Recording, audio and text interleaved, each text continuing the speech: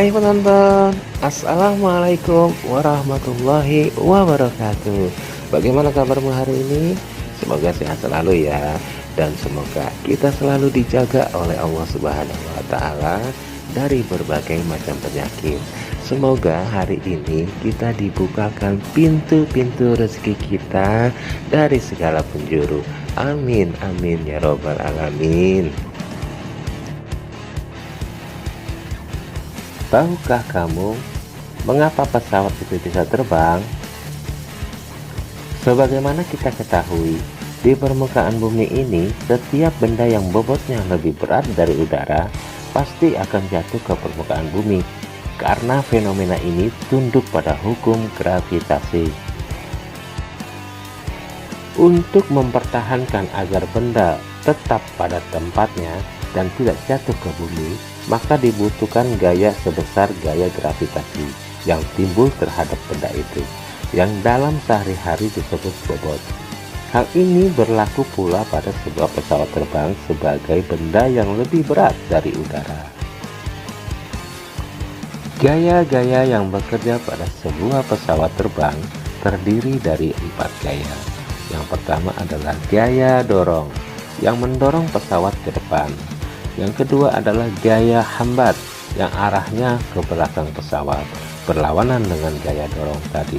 Yang ketiga adalah gaya angkat, yang mengangkat pesawat ke atas. Yang keempat adalah gaya gravitasi, yang bekerja pada pesawat sehingga menimbulkan bobot, yang arahnya selalu ke arah bawah ke pusat bumi. Lalu agar pesawat dapat terbang melawan gaya gravitasi bumi, maka harus adanya gaya yang lebih besar dari gaya gravitasi yang bekerja pada pesawat itu. Gaya untuk melawan gaya gravitasi pada pesawat terbang adalah gaya angkat yang dihasilkan oleh sayap sebagai akibat adanya gaya dorong dari mesin pesawat itu, baik dari jenis baling-baling ataupun jenis jet, yang besarnya harus jauh lebih besar dari gaya hambat. Gaya dorong yang berasal dari mesin pesawat dan besar jauh lebih besar dari gaya hambat ini akan mendorong pesawat melaju ke depan dengan kecepatan tertentu. Hal ini akan menimbulkan gaya aerodinamik pada sayap yang bentuknya dirancang sedemikian rupa, sehingga dapat menimbulkan gaya angkat pada sayap dan tentunya juga pada pesawat secara keseluruhan, sehingga pesawat bisa terbang.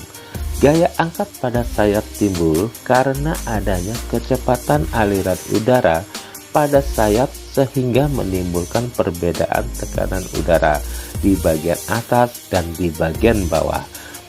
Sebagai akibat perbedaan kecepatan aliran udara pada bagian atas dan bagian bawah sayap sesuai hukum Bernoulli. Selanjutnya, agar pesawat dapat dikendalikan sesuai keinginan sehingga dapat terbang mencapai tujuannya, maka pesawat harus memiliki perangkat kendali.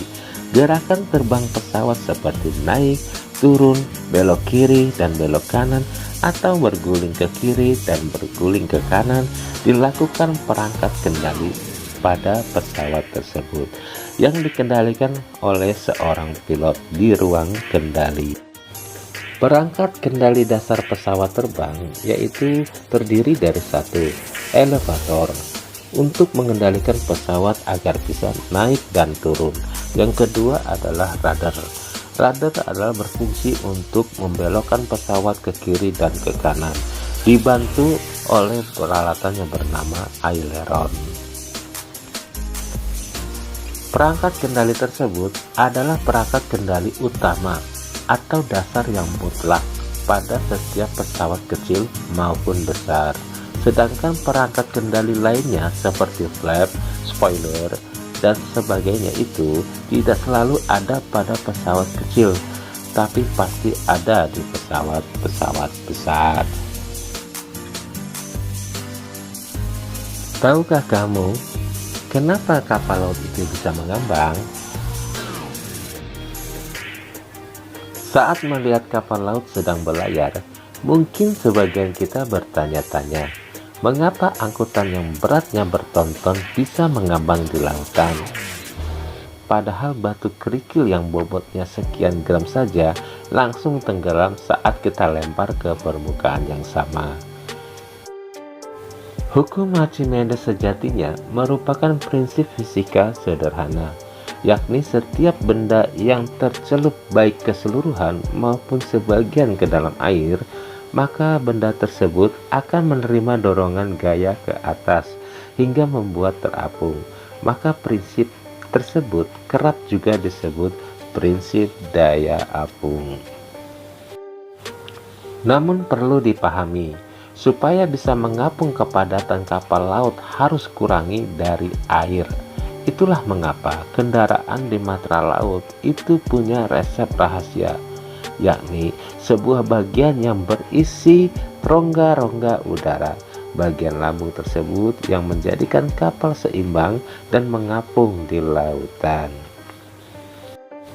Selain rongga udara, satu hal lain yang membuat kapal laut bisa mengapung di permukaan air ialah cekungan di bagian bawahnya.